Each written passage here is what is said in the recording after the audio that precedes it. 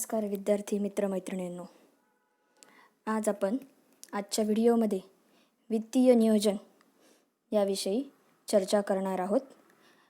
व्यवसाय व्यवस्थापनामध्ये वित्तीय नियोजन हे एक महत्त्वाचे असे प्रकरण आहे. या वित्तीय नियोजनामध्ये अर्थ, व्याख्या, स्वरूप, व्याप्ती, वित्तीय नियोजनाचे महत्त्व, फायदे व तोटे आपण बघणार आहोत.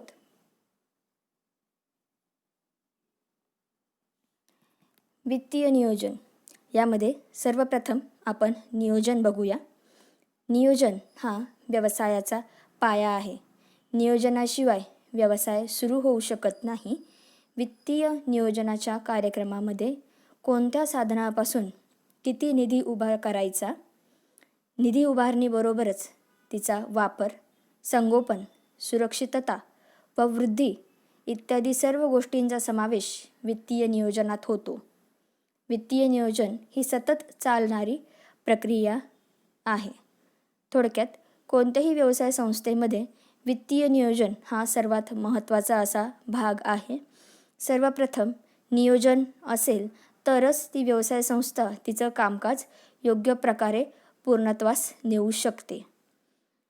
वित्तीय नियोजनाचा अर्थ. वित्तीय नियोजन हा व्यवसायाचा आर्थिक गरजा स्पष्ट करणारा आराखडा, यालाच इंग्रजीमध्ये ब्लूप्रिंट असे म्हणतात. आर्थिक गरजा स्पष्ट करणारा आराखडा असतो.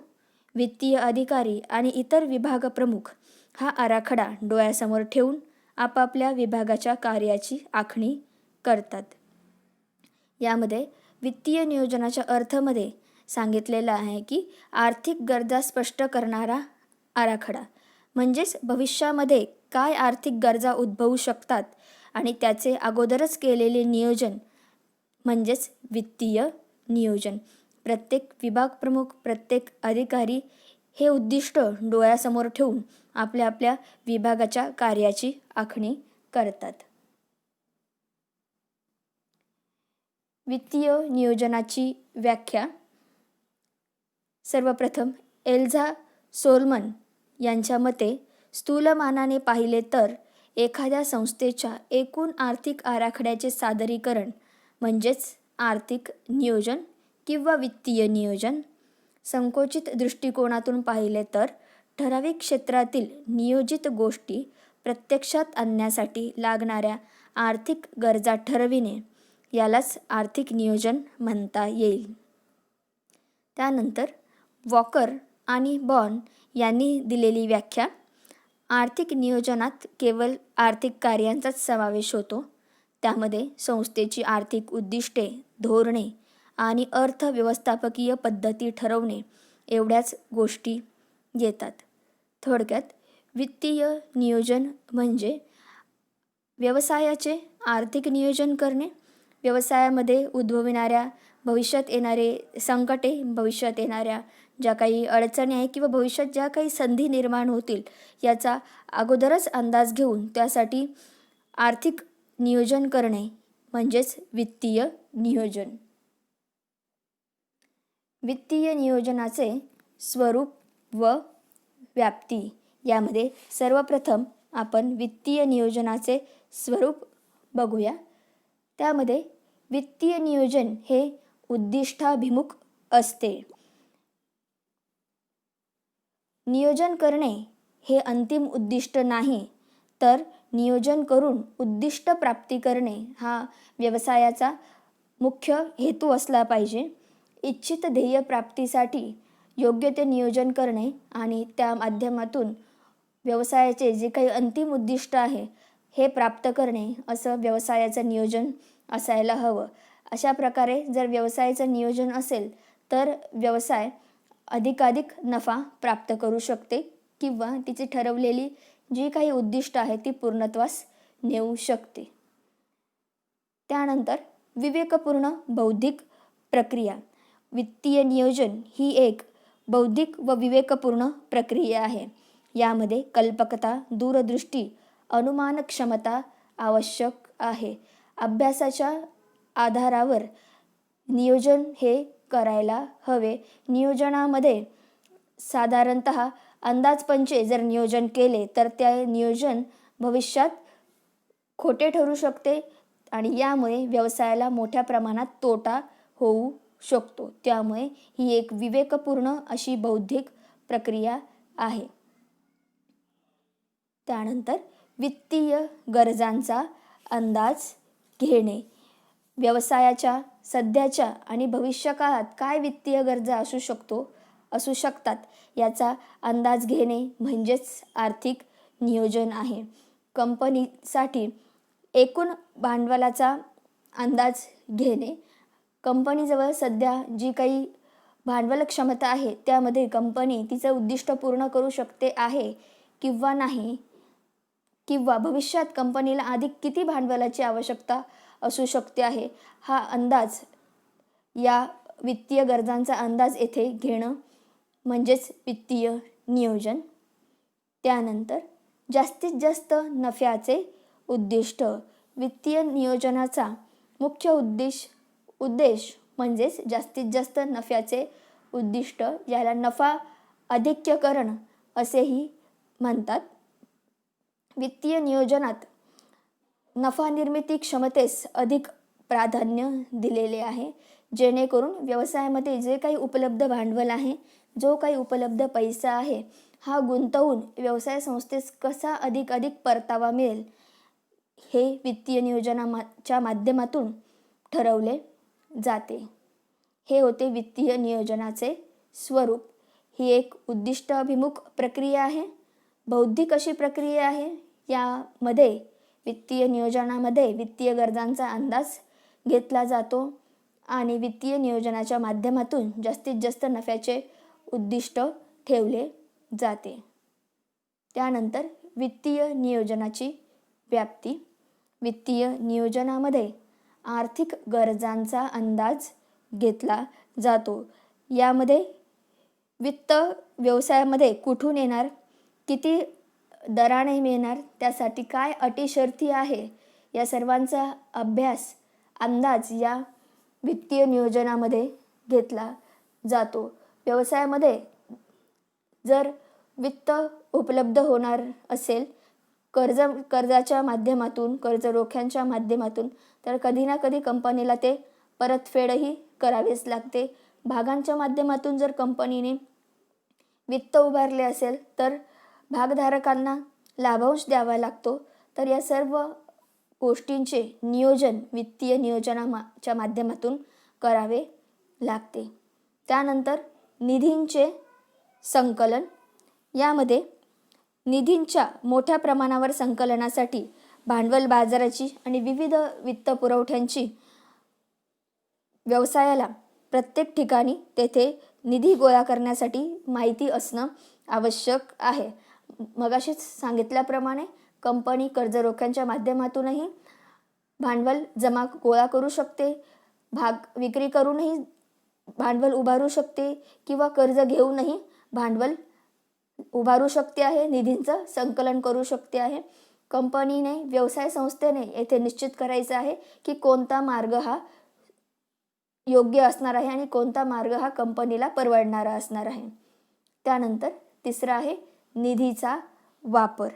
व्यवसाय संस्थेमध्ये जे काही भांडवल उपलब्ध आहे त्या निधीचा जास्तीत जास्त वापर चांगल्या पद्धतीने व्यवसायाचं उद्दिष्ट पूर्ण करण्यासाठी कसा करता येईल याचा विचार वित्तीय व्यवस्थापकाने करायला हवा किंवा याकडे वित्तीय व्यवस्थापकाने अधिकाधिक लक्ष देणं आवश्यक आहे.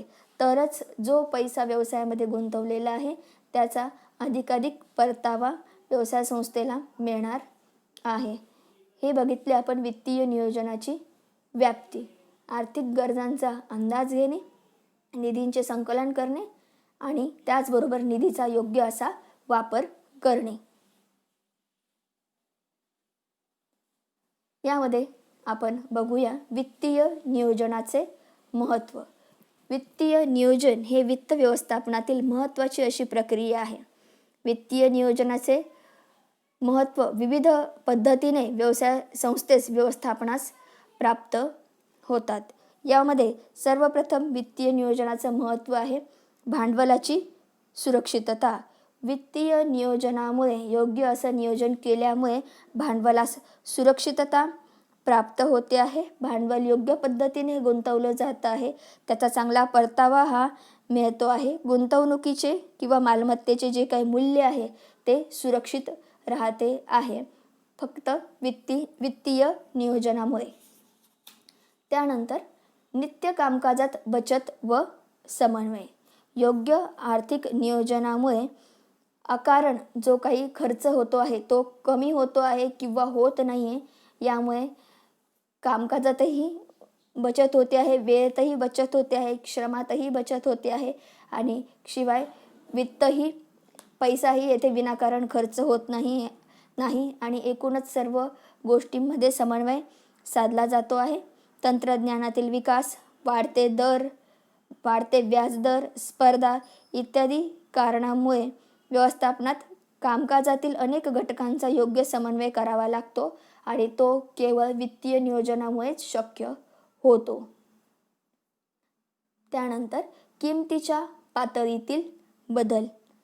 व्यावसायिक संस्थेच्या या गतिशील युगात, आधुनिक युगात वेळोवेळी तंत्रज्ञानाच्या किंवा ज्या काही साधनसामग्री आहे यांच्या किमतीत सतत बदल होतो आहे आणि काळानुसार ही यंत्रसामग्री कालबाह्य किंवा तंत्रज्ञानही कालबाह्य होते आहे आणि वेळोवेळी काही वर्षानंतर ही तंत्रज्ञान किंवा यंत्रसामग्री बदलण्याची आवश्यकता पडते आहे आणि त्यामुळे जेव्हा आपण जुनी यंत्रसामग्री देऊन नवीन यंत्रसामग्री खरेदी करतो आहे तेव्हा निश्चितच अधिक पैसा खर्च करावा लागतो आहे.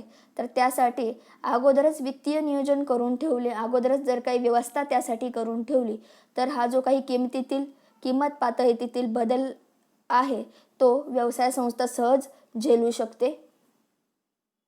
संपूर्ण संस्थेच्या यशाचे कारण जर कोणते असेल तर ते आहे वित्तीय व्यवस्थापन.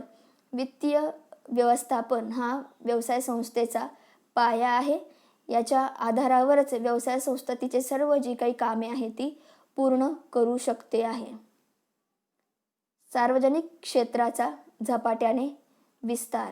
सार्वजनिक क्षेत्राचा सर्वीकडेच झपाट्याने विस्तार होत चाललेला आहे आणि त्यासाठी सार्वजनिक क्षेत्राला मोठ्या प्रमाणात कर्जाची देखील आवश्यकता भासते आहे आणि ते वित्तीय संस्थांकडून त्यांना कर्ज देखील प्राप्त होते आहे.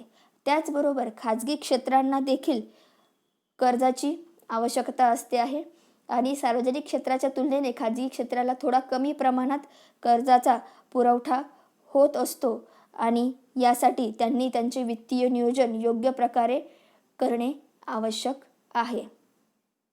कमीत कमी खर्चात जास्तीत जास्त उपयुक्त भांडवल संरचना हे वित्तीय नियोजनाचे महत्त्व आहे.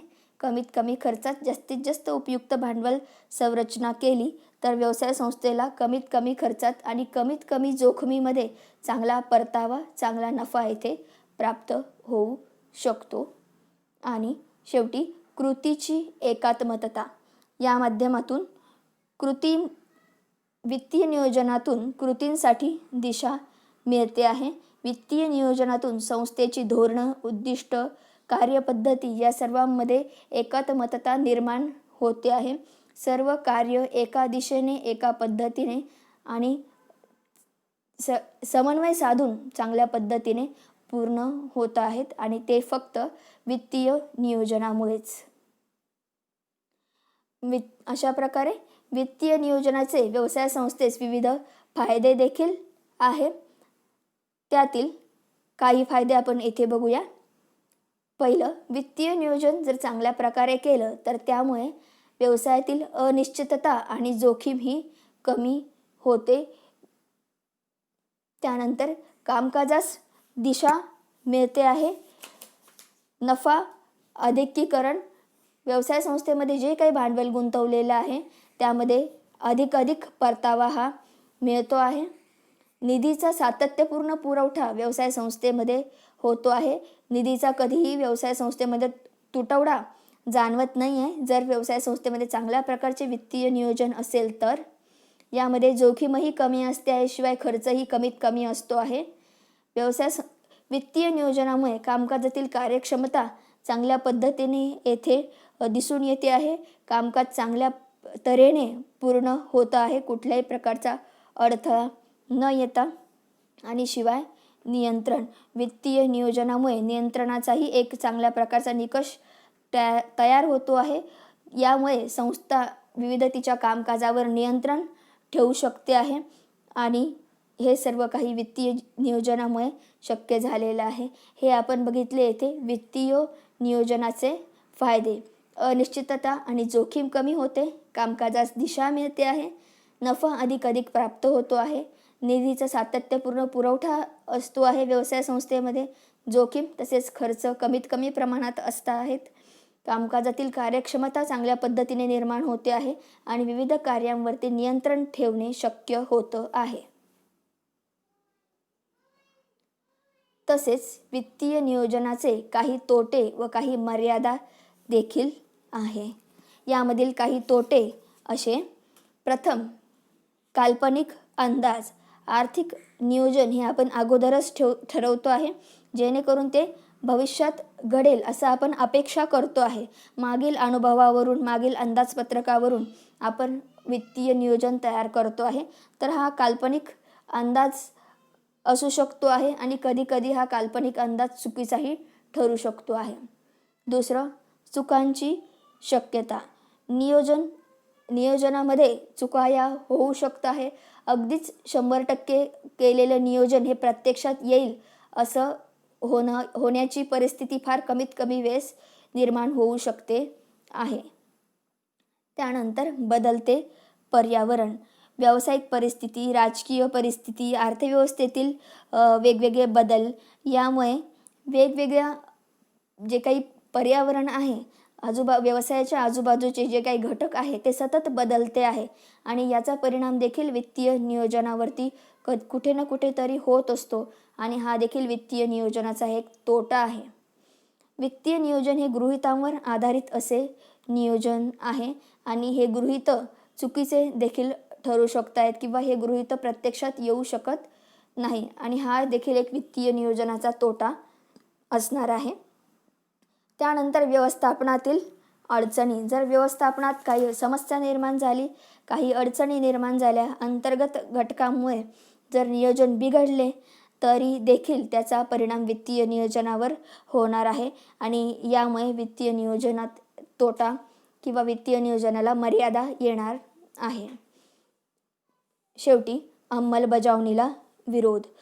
अंतर्गत घटकांमुळे वित्तीय नियोजनाच्या अंमलबजावणीला जर काही विरोध झाला तर येथे अडचणी निर्माण होऊ शकत आहे. जे काही वित्तीय नियोजन आहे ते प्रत्यक्षात येण्यासाठी अडचणी निर्माण होऊ शकत आहे आणि यामुळे ही एक वित्तीय नियोजनाची मर्यादा असू शकते. हे बघितले आपण वित्तीय नियोजनाचे तोटे किंवा मर्यादा. त्यानंतर आपण बघूया वित्तीय संस्थांच्या वित्तीय गरजा निश्चित करताना विचारात घेतले जाणारे घटक. यामध्ये वित्तीय संस्थांच्या वित्तीय गरजा ह्या वेगवेगळ्या असू शकत आहेत. संस्थेचा आकार, संस्थेची उद्दिष्ट, संस्थेजवळ उपलब्ध असलेलं भांडवल यानुसार त्यांच्या वित्तीय गरजा या बदलत जाणार आहे आणि त्यानुसारही हे घटक बदलत जाणार आहे. त्यामध्ये सर्वप्रथम घटक आहे प्रकल्पातील जोखीम. जेव्हा कर्ज घेऊन भांडवल उभारले जाते तेव्हा अधिक जोखमीचे प्रकल्प हातात घेऊ नये आणि जेव्हा कंपनीकडे पुरेशा प्रमाणात स्वतःचे असे भांडवल असेल तेव्हा कंपनी मोठी जोखीम ही उचलू शकते आणि मोठ्या जोखमीचे प्रकल्प कंपनीने हाताळले तरी येथे चालणार आहे. त्यानंतर आवश्यक ती मालमत्ता. संस्थेचे दैनंदिन कामकाज चालवण्यासाठी यंत्रसामग्री, साहित्य, इमारती यासारख्या स्थिर मालमत्ता आणि खेळते भांडवल लागते आणि यामुळे देखील कंपनीला तिच्या वित्तीय गरजा निश्चित करण्यासाठी येथे तिच्याकडे स्थिर भांडवल कसे आहे आणि खेळते भांडवल कसे आहे यानुसार कंपनीच्या वित्तीय गरजा या निश्चित होतात. कंपनी व्यवसाय संस्था जर मोठ्या आकाराची असेल तर तिला निश्चितच स्थिर भांडवलाची देखील मोठ्या प्रमाणात गरज लागणार आहे आणि खेळत्या भांडवलाची देखील मोठ्या प्रमाणात गरज लागणार आहे. तीच कंपनी जर छोट्या आकाराची असेल, व्यवसाय संस्था छोट्या आकाराची असेल, तर कदाचित त्या व्यवसाय संस्थेला स्थिर भांडवलाची कमीत कमी आवश्यकता पडेल आणि तितक्याच कमीत कमी प्रमाणात खेळत्या भांडवलाची आवश्यकता भासणार आहे. त्यानंतर कमीत कमी खर्च. अर्थपुरवठ्याचा खर्च हा कमीत कमी असावा, जेणेकरून कमीत कमी खर्च असेल तर त्याचा आपण परतावा त्याचा आपल्याला अधिक मिळाला तर तेथे व्यवसाय संस्थेला फायदा हा होऊ शकतो. त्यानंतर परतफेडीचे वेळापत्रक. कर्ज परत करण्यासाठी एक वेळापत्रक तयार केले जाते, म्हणजेच कर्ज परतफेडीच्या तारखा येथे निश्चित केल्या जातात. या माध्यमातून व्यवसाय संस्थेला तिने घेतलेले कर्ज हे कोणत्या कालावधीत आणि कसे परतफेड करायचे आहे हे येथे लक्षात येणार आहे. त्यानंतर वित्त उपलब्धता. अपेक्षित वित्त पुरवठा उपलब्ध असेल तर आर्थिक नियोजन यशस्वी होऊ शकते. त्यामुळे वित्त उपलब्धता हा अतिशय महत्त्वाचा येथे घटक आहे. त्यानंतर विक्रीबाबतचा अंदाज. आर्थिक नियोजन करताना विक्रीबाबतचा अंदाज घेणे अपेक्षित आहे. विक्रीबाबतचा जर अंदाज घेतला तर अपेक्षित उत्पन्न काय होणार आहे व्यवसाय संस्थेला हे येथे समजू शकते आणि त्यावरून किंवा त्यानुसार पुढील नियोजन हे करता येणे शक्य होते. त्यानंतर तातडीचे आणि आणीबाणीचे प्रसंग. व्यवसाय संस्थेमध्ये अचानक तातडीचे आणीबाणीचे प्रसंग उद्भवू शकत आहेत आणि यासाठी व्यवसाय संस्थेने काही रक्कम ही आगाऊ रक्कम किंवा आगाऊ तरतूद अगोदरच करून ठेवणे आवश्यक असते आहे आणि तो वित्तीय नियोजनाचा महत्त्वाचा भागही आहे. त्यानंतर अंतर्गत खर्च. व्यवसाय संस्थेला बरेच अंतर्गत खर्च असतात, जसे व्याज देणे, भाडे देणे, बिलं देणे. या अंतर्गत खर्चांकडे दुर्लक्ष करता येत नाही. तर हा खर्च देखील व्यवसाय संस्थेचा कसा आहे तो देखील कमीत कमी कसा ठेवावा याकडे व्यवसाय संस्थेने लक्ष देणं आवश्यक आहे. त्यानंतर विकसनाचा खर्च. विकसनाचा खर्च, कायदेविषयक खर्च, बाजारपेठ सर्वेक्षणाचा खर्च हा मोठा असू शकतो आहे. व्यवसाय संस्थेला वेळोवेळी विकसनाचा खर्च हा करावा लागतो आणि त्यासाठी देखील व्यवसाय संस्थेची काय वित्तीय गरज आहे हे येथे लक्षात घेणं आवश्यक आहे. हे बघितले आपण वित्तीय संस्थांच्या वित्तीय गरजा निश्चित करताना विचारात घेतले जाणारे घटक. वरील सर्व घटक लक्षात घेऊन व्यवसाय संस्थेने तिचे वित्तीय नियोजन ठरवणं आवश्यक आहे. अशा पद्धतीने या व्हिडिओमध्ये आपण वित्तीय नियोजन हे बघितलेले आहे. वित्तीय नियोजनाचे अर्थ, व्याख्या, वित्तीय नियोजनाचे फायदे, महत्त्व, तोटे तसेच मर्यादा व वित्तीय नियोजन तयार करताना आवश्यक असणारे घटक. तुम्हाला वित्तीय नियोजन हा टॉपिक नक्कीच समजला असेल. त्यासाठी आणि पुढील व्याख्यानांसाठी व्हिडिओसाठी माझे यूट्यूब चॅनल सबस्क्राईब करा, लाईक करा, शेअर करा. थँक्यू.